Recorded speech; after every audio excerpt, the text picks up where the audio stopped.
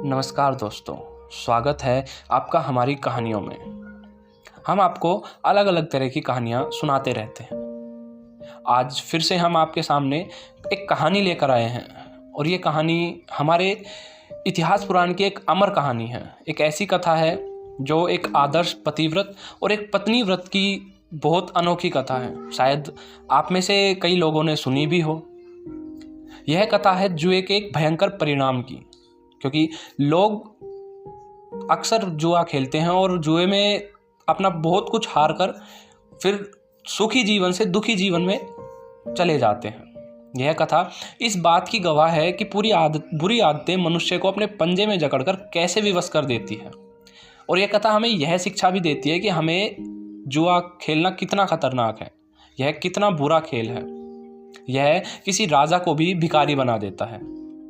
महाभारत की लड़ाई की जड़ भी यही जुआ था और यह सभी जानते हैं। आज भी यह बुरा खेल जाने कितने ही घरों को उजाड़ रहा है, कितनी ही पत्नियों को, बच्चों को उनके मुंह की रोटी छीन लेता है, तन पर कपड़ा भी नहीं छोड़ता। बीमारी, कलह और दरिद्रता तीनों इसकी संगिनी है। हम इससे दूर रहें तो इन तीनों से बच सकते हैं। और इसी जुए की एक कहानी नल दमयंती की, शायद आपने नल पुराण में सुना हो, वो कहानी की सीरीज हम आज शुरू करने जा रहे हैं। तो चलिए शुरू करते हैं। अगर आप चैनल पर नए हैं तो चैनल को ज़रूर सब्सक्राइब करें और वीडियो को लाइक ज़रूर कर दें। हम इस पूरी कहानी को पार्ट्स में, छोटे छोटे 20-20, 25-25 मिनट के पार्ट्स में करके आपको सुनाएंगे, ताकि ना तो आप ज़्यादा देर तक बोर हों और आपको कहानी पता भी चले और अच्छी भी लगे। तो चलिए शुरू करते हैं। निषद देश में वीरसेन नाम का एक प्रसिद्ध राजा था। उसके पुत्र का नाम नल था। पिता की मृत्यु हुई तो उसके बाद निषद देश की राजगद्दी पर नल को बैठा दिया गया। और नल के गुणों का क्या ठिकाना, वह धर्म और राजनीति का बहुत विद्वान जानकार था। रूप यौवन में भी उस समय उस जैसा कोई दूसरा था ही नहीं। और अच्छे घोड़ों को पहचानने, उन्हें तेज दौड़ाने में भी नल की बराबरी करने वाला कोई नहीं था। और बहुत बड़ी सेना थी नल के पास। उस समय उस निषद देश को हराने वाला ऐसा कोई राज्य नहीं था जो उस पर आक्रमण कर सके। पास पड़ोस के किसी भी राजा को नल के साथ युद्ध करने का साहस नहीं होता था। हाँ, बस एक अवगुण था उस नल में। उसमें उस अवगुण के कारण नल को जो विपत्ति झेलनी पड़ी वैसी किसी ने शायद ना झेली हो। और यह अवगुण वही था जुआ खेलने का। इन्हीं दिनों विदर्भ देश में भीम नामक राजा राज्य करता था। वह भी बड़ा पराक्रमी था, लेकिन उसके कोई संतान नहीं थी। इसलिए वो संतान के दुख के कारण हमेशा चिंताकुल रहते थे। एक दिन वो दमन नामक ब्रह्म ऋषि राजा भीम के यहाँ पधारे।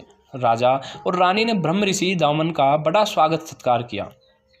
तपस्वी दमन ने प्रसन्न होकर राजा को आशीर्वाद दिया कि उन्हें संतान प्राप्त अवश्य होगी। कुछ समय बाद राजा भीम के भी एक कन्या और 3 पुत्र हुए। उन्होंने कन्या का नाम दमयंती और पुत्रों का नाम दम, दांत और दमन रखे। दमयंती अपने रूप और शील के कारण बहुत प्रसिद्ध हो गई। तीनों पुत्र भी अपने बल पौरुष में बेजोड़ थे। और जब दमयंती की अवस्था विवाह योग्य हुई तो राजा भीम को योग्य वर खोजने की चिंता होने लगी। दमयंती की सेवा में दासियों की भीड़ जुटी रहती थी। सजी धजी दमयंती जब सखी सहेलियों के साथ वन में जल क्रीड़ा या विहार के लिए निकलती तो देखने वाले देखते ही रह जाते। देखने वाले कहते कि इससे पहले उन्होंने ऐसा अद्भुत रूप यौवन कभी नहीं देखा। सुंदरता में और गुणों में, पौरुष में, इन सब में नल जैसा भी कोई दूसरा राजकुमार था नहीं। देखने वाले कहते कि यह तो कामदेव का ही अवतार है। उसकी प्रसिद्धि भी चारों ओर फैल गई। लोग नल से दमयंती के रूप यौवन की प्रशंसा करते और दमयंती से नल के रूप यौवन की। एक दूसरे के ऐसे रूप, गुण, शील की प्रशंसा सुनते सुनते बिना देखे ही उन्हें न जाने वो एक दूसरे से कब एक दूसरे को चाहने लगे। नल को दमयंती के प्रति प्रेम दिनों दिन बढ़ता गया और दमयंती को देखने के लिए नल की व्याकुलता बढ़ने लगी। एक दिन दमयंती के बारे में सोचता हुआ नल महलों से निकलकर राज उद्यान में चला गया और वहाँ जलाशय के किनारे हथेली पर सिर टिकाए दमयंती के बारे में सोचने लगा। राजा ने अपने पास ही सुनहरे पंखों वाले हंसों का एक दल देखा। वे हंस नल को बहुत प्रिय लगे। नल ने उनमें से एक हंस को पकड़ लिया। नल प्यार से हंस की गर्दन और पीठ को सहलाने लगा तो हंस ने मनुष्य जैसी वाणी में नल से कहा, हे नल, आप मुझे छोड़ दें तो मैं विदर्भ की राजकुमारी दमयंती के पास जाकर आपकी ऐसी प्रशंसा करूंगा कि वह आपके सिवा किसी दूसरे पुरुष को अपने मन में जगह ही नहीं देगी। नल ने जब उसकी वाणी सुनी तो उसे बड़ा आश्चर्य हुआ कि एक हंस मनुष्यवाणी में कैसे बोल सकता है, मगर उसकी बात और दमयंती के प्रति उसकी चाह को ध्यान में रखते हुए उसने उस विचित्र हंस को उसकी बात मानकर छोड़ दिया। उसने सोचा शायद ये हंस मुझे दमयंती से मिला दे। वह तुरंत हंसों के दल में जा मिला। फिर हंसों का दल वहां से उड़ गया और विदर्भ देश में राजभवन में जा उतरा, जहां पर राजकुमारी दमयंती विहार कर रही थी। उस सुनहरे पंखों वाले अद्भुत हंसों को देखकर दमयंती के मन में उन्हें पकड़ने की इच्छा हुई। अब तो सभी सखी सहेलियां हंसों को पकड़ने के लिए उनका पीछा करने लगी। दमयंती भी एक सुंदर हंस को पकड़ने की चेष्टा करने लगी। दमयंती ने अपना दुपट्टा फैलाकर एक हंस के ऊपर डाल दिया और हंस पकड़ लिया। लेकिन यह हंस तो वही था जो नल से दमयंती के बारे में वचन देकर आया था। वह भी दमयंती से बात करना चाहता था और हो सकता है कि वह जानबूझकर दमयंती के पास जाकर उसकी पकड़ में आया हो। जब दमयंती ने उसे पकड़ लिया तो वह दमयंती से फिर दोबारा बोला, राजकुमारी दमयंती, मुझे छोड़ दोगी तो मैं तुम्हारा एक मन चाहा काम करूंगा। मैं जानता हूं कि तुम मन से राजा नल को चाहती हो। वह तुम्हारे हृदय में बस चुका है और बात है भी ठीक, वह सचमुच तुम्हारे योग्य है और तुम उसके योग्य हो। हम तो राजहंस हैं, इधर से उधर उड़ते रहते हैं, हमसे कुछ थोड़े छिपा रहता है।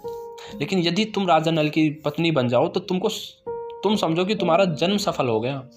हमने भी बहुत दुनिया देखी है, पर नल जैसा रूप गुण वाला मनुष्य तो क्या, कहीं यक्ष गंधर्व दानव देवताओं किसी में भी नहीं मिलेगा उस जैसा। तुम मुझे छोड़ दो तो मैं तुम दोनों को मिला दूंगा। तुम दोनों की जोड़ी मिलाने में मैं सहायता कर सकता हूँ।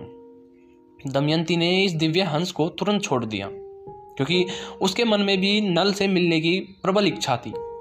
यह दिव्य हंस यहाँ से उड़कर फिर निषद देश में गया और राजा नल को जा मिला।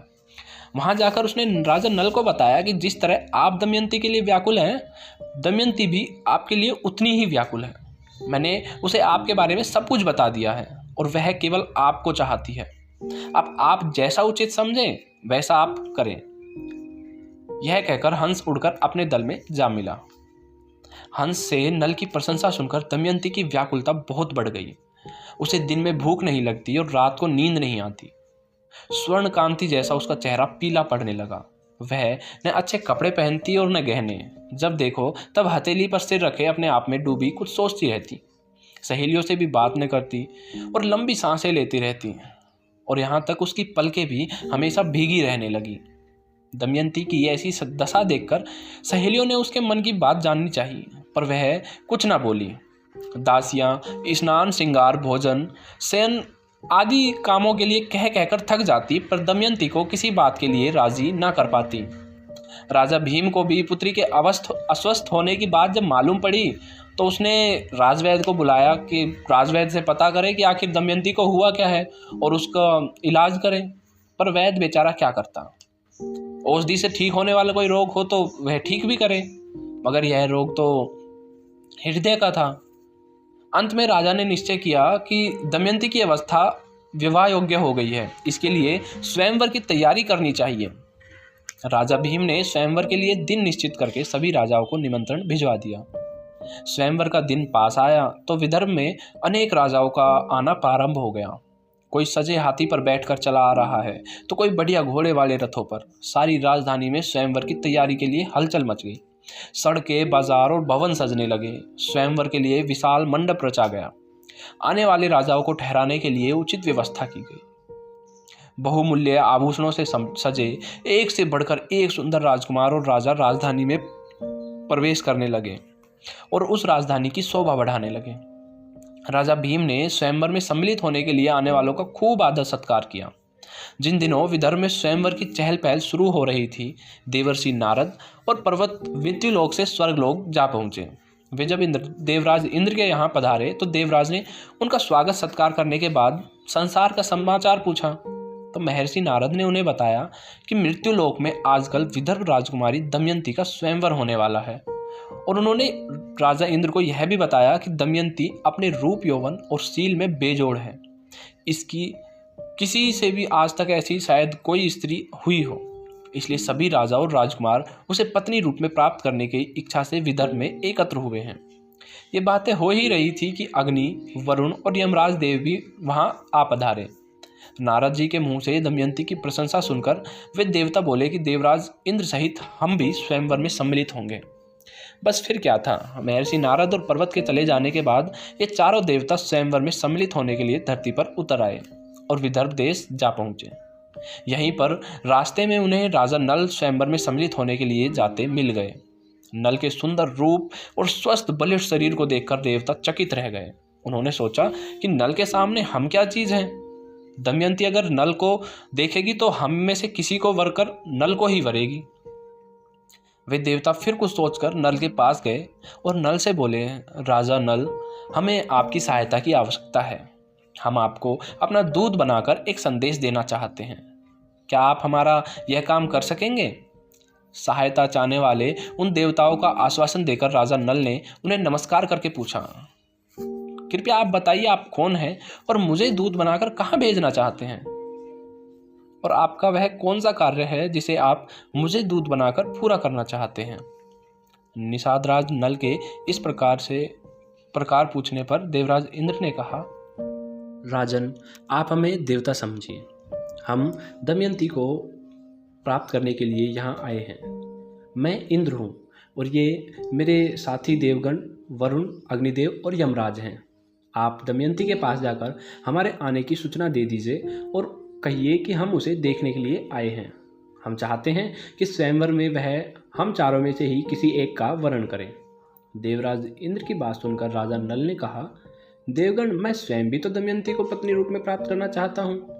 मैं भी तो स्वयंवर में सम्मिलित होने जा रहा हूँ। इसलिए जिस दमयंती को मैं प्राप्त करना चाहता हूँ उसे प्राप्त करने के लिए आप मुझे ही दूत बनाकर न भेजिए। आप ही सोचिए, मैं दमयंती को प्राप्त करने का मन में निश्चय कर चुका हूँ, उसे दूसरे के लिए कैसे छोड़ सकता हूँ। इसलिए आप मुझे क्षमा करें, मैं आपका ये कार्य नहीं कर सकता। देवता बोले, राजन, आप हमारा कार्य करने के लिए वचनबद्ध हैं। क्या आप अपनी बात को झूठा करेंगे? इसलिए हमारा दूत बनकर आपको जाना ही होगा और दमयंती तक हमारा संदेश पहुंचाना होगा। देवताओं के ऐसा कहने पर राजा नल ने कहा, विदर्भ राज के सभी राजभवनों पर पहरा होगा, विशेष रूप से अंतपुर में तो किस अपरिचित पुरुष का प्रवेश संभव ही नहीं है। फिर आप ही बताइए कि मैं दमयंती तक कैसे पहुंच सकता हूं। तब इंद्र ने कहा, राजन, आप वहां जा सकेंगे। हम देवता हैं, हमारे पास तरह तरह की शक्तियां हैं। हमारी शक्ति के प्रभाव से दमयंती के भवन में प्रवेश करते समय आपको कोई नहीं देख सकेगा। हाँ, आप सबको देख सकेंगे, दमयंती भी आपको देख लेगी। अब आप निश्चिंत होकर जाइए और हमारा संदेश दमयंती तक पहुंचा दीजिए। राजा नल देवताओं का दूत बनकर विदर्भ राजकुमारी के पास चला। राजा नल ने अंतपुर में सखियों से घिरी हुई अत्यंत सुंदरी राजकुमारी दमयंती को जब देखा तो उनको देखता ही रह गया। राजा नल ने उस दिव्य हंस से दमयंती के बारे में जो कुछ सुना था वह उसे उससे भी अधिक अवर्णनीय रूप गुणों की खान दिखाई दी। उसके अंग अत्यंत कोमल थे, उसकी कांति कमल जैसी थी, बड़ी बड़ी आंखें थी और पतली कमर। देखकर चंद्रमा भी लजा जाए ऐसी उसकी मुख की शोभा थी। मंद मंद मुस्काती वह सखियों के हास प्रहास कर रही थी। उस रूप लावण्य की मूर्ति को देखते ही नल का शरीर रोमांचित हो उठा। अपनी प्रिया के प्रथम दर्शन के समय नल के मन में उसे पत्नी रूप में प्राप्त करने की इच्छा और भी प्रबल हो गई। पर इस समय वो नल देवताओं का दूत बनकर ही यहाँ आया था, अपने काम के लिए नहीं। नल को अपना कर्तव्य याद हो आया और उसने अपने मन के समस्त भावों को दबा दिया। एक अत्यंत रूपवान पुरुष को वहां आया देखकर दमयंती की सखियां और दासियां चकित रह गई और स्वागत में उठ खड़ी हुई। वे मन ही मन उस सुंदर पुरुष की प्रशंसा करने लगी। वे सोचने लगी, बिना रोक टोक अंतपुर में पधारने वाला यह पुरुष अवश्य ही कोई देवता है, क्योंकि मनुष्य में वैसा रूप गुण और तेज अभी तक उनमें से किसी ने भी नहीं देखा था। फिर अंतपुर में कोई अपरिचित पुरुष प्रवेश भी तो नहीं कर सकता। वे नल के रूप से और तेज से प्रभावित होकर उसे कुछ भी पूछ ना सकी। राजकुमारी दमयंती भी अब तक एक टक नल को देख रही थी। वह भी नल के रूप और तेज से सम्मोहित हो चुकी थी। कुछ क्षण बीतने पर दमयंती ने मंत्र मधुर मुस्कान के साथ नल से नम्रतापूर्वक पूछा, आप कौन हैं? आप इस अंतपुर में प्रवेश कैसे कर सके हैं? क्या आपको किसी ने रोका नहीं? और मेरा यह भवन तो सब ओर से सुरक्षित है। यहाँ का कोई भी कर्मचारी राजाज्ञा के उल्लंघन का साहस नहीं कर सकता। अपराधियों को कठोर दंड दिया जाता है। इस पर भी आप यहाँ कैसे आ पहुँचे? कृपया कर आप अपना परिचय दीजिए। नल ने धीरे से उत्तर दिया, राजकुमारी, मैं नल हूँ। आपने मेरा नाम पहले भी सुना होगा, परंतु इस समय मैं इंद्र, अग्नि, वरुण और यमराज, इन 4 देवताओं का दूत बनकर आपके पास आया हूँ। मैं उन देवताओं के प्रभाव से इस भवन में पहरेदारों से अनदेखा चला आया हूँ। वे देवता चाहते हैं कि आप उनमें से किसी एक को अपना पति चुनें। उनका यह संदेश लेकर मैं आपके पास आया हूँ। आगे आपकी इच्छा, आप जैसा चाहें वैसा करें। दमयंती ने नल से कहा, उन देवताओं को मेरा नमस्कार निवेदन करना, और जहाँ तक पति रूप में किसी को चुनने का प्रश्न है तो मैं पहले आपको अपना पति स्वीकार कर चुकी हूँ। मेरे पति आप ही हैं, और अब आप आज्ञा दीजिए कि मैं आपकी क्या सेवा करूँ। आप निश्चिंत होकर मुझे स्वीकार करें। जब से उस दिव्य हंस ने मैंने आपके बारे में बातें सुनी हैं, मैं तभी से आपकी हो चुकी हूँ। हे मेरे मन के प्राण के स्वामी, आपको पति रूप में पाने के लिए ही इस स्वयंवर का आयोजन हुआ है। आपके चरणों में भक्ति रखने वाली मुझ दासी को यदि आप स्वीकार नहीं करेंगे तो मैं आपके ही कारण विष, आग, जल अथवा फांसी के द्वारा अपना प्राण दे दूंगी। दमयंती की सारी बातें सुनकर राजा नल ने कहा, तुम देवताओं को छोड़कर मुझ मनुष्य को क्यों पति बनाना चाहती हो? मैं तो देवताओं के पगधूली के बराबर भी नहीं हूँ। तुम्हें उन देवताओं में से किसी एक को चुनना चाहिए। देवताओं की इच्छा के विरुद्ध कार्य करने पर देवता क्रुद्ध हो जाते हैं और वे जो चाहे कर सकते हैं। वे अपने विरोधियों के धन और प्राणों को हर लेते हैं। इसलिए ऐसा कोई कार्य मत करो जिससे मेरे प्राणों पर या तुम्हारे प्राणों पर संकट आए। तुम उन्हीं में से किसी एक को चुन लेना। देवता की पत्नी बन जाने पर संसार और स्वर्ग की कोई भी वस्तु तुम्हारे लिए दुर्लभ नहीं रहेगी। तुम मन चाहे भोग प्राप्त करोगी। भला सारे संसार को भस्म कर डालने की शक्ति रखने वाले अग्निदेव को कौन अपना पति नहीं बनाना चाहेगा? और जिनके दंड के भय से लोग शुभ कार्यों की ओर प्रवृत्त होते हैं, उन यमराज को कौन स्त्री अपना पति नहीं बनाना चाहेगी? तुम चाहो तो वरुण देव को अपना पति बना सकती हो। मैं तुम्हारा शुभ चिंतक हूँ और मेरी बात को यूं ही मत टालो। निषादराज नल के इतना समझाने पर आंसुओं की धार बहती हुई दमयंती बोल पड़ी, राजन, मैं सब देवताओं को नमस्कार करके उनसे आपके मंगल की याचना करती हुई आपको ही अपना पति स्वीकार करना चाहती हूँ। मैं सच कहती हूँ और यही मेरा अटल निश्चय है। ऐसा कहकर दमयंती दोनों हाथ जोड़कर थर थर काँपने लगी। राजा नल ने उससे कहा, मैं इस समय देवताओं का दूत बनकर आया हूँ और अपने कर्तव्य का पालन कर रहा हूँ, इसलिए तुम भी वैसा ही करो जो मेरे कार्य के अनुकूल हो। मैं देवताओं के कहने से उनके कार्य के लिए यहाँ आया हूँ। इस समय मैं अपने स्वार्थ का कार्य कैसे कर सकता हूँ? मेरे धर्म की रक्षा हो तो उसके फलस्वरूप मेरे स्वार्थ की भी तो सिद्धि हो सकती है। यह सुनकर आंसू बहाती हुई रुंधे गले से दमयंती ने कहा, हे राजन, कोई भी आप पर कर्तव्य पालन न करने या स्वार्थ सिद्ध करने का दोष नहीं लगाएगा। आप, वे देवता या कोई अन्य भी स्वयंवर मंडप में पधारे, मैं उन देवताओं के सामने ही आपका वरण करूंगी। ऐसे करने पर आप पर कोई बात नहीं आएगी। राजकुमारी दमयंती के ऐसा कहने पर नल वहां से चला आया और सीधा देवताओं के पास पहुंच गया। देवताओं के पूछने पर नल ने सारी बातें सच सच बता दी। उसने बता दिया कि दमयंती मुझे ही अपना पति बनाना चाहती है और कहा कि देवता भी स्वयंवर में पधारे और उनके समक्ष ही, उनकी उपस्थिति में वह नल का अर्थात मेरा वरण करेंगी, मुझे पति रूप में स्वीकार करेंगी। अब आप सब देवतागण जैसा ठीक समझे वैसा करें। मैंने आपका दूत बनकर आपका कार्य किया, मैंने उसे समझाया भी, परंतु वो समझी नहीं। अब आप जैसा ठीक समझे वैसा करें। देवता सारा समाचार सुनकर वहीं अंतर्ध्यान हो गए और राजा नल विदर्भ में स्वयंवर के दिन की प्रतीक्षा करने लगे। स्वयंवर का शुभ दिन और शुभ मुहूर्त आने पर सभी राजा और राजकुमार मंडप में पधारे। प्रत्येक यही चाहता था कि दमयंती उसे ही वरमाला पहनाए। मंडप खूब सजा हुआ था। तोरण द्वार बड़ा विशाल था और विशेष रूप से सजाया गया था। बैठने के लिए सुखदायक आसनों की व्यवस्था थी। मंडप राजाओं के मणि में आभूषणों से चमक रहा था। जैसे आकाश में तारे शोभामान होते हैं, वैसे ही सब राजा उस मंडप में शोभामान थे। जब राजकुमारी दमयंती हाथ में वरमाला लिए उस मंडप में आई तो सभी राजाओं की दृष्टि उस पर जा टिकी। राजाओं को लगा जैसे इनके उन चित्त को चुरा लिया है। जिस राजा की दृष्टि दमयंती के ऊपर पड़ती वह वहीं टिक जाती।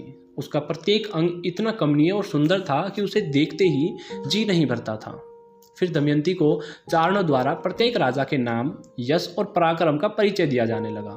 दमयंती पहले से ही नल को वरण करने का निश्चय कर चुकी थी, इसीलिए वह नीची दृष्टि किए हुए आगे बढ़ती जा रही थी।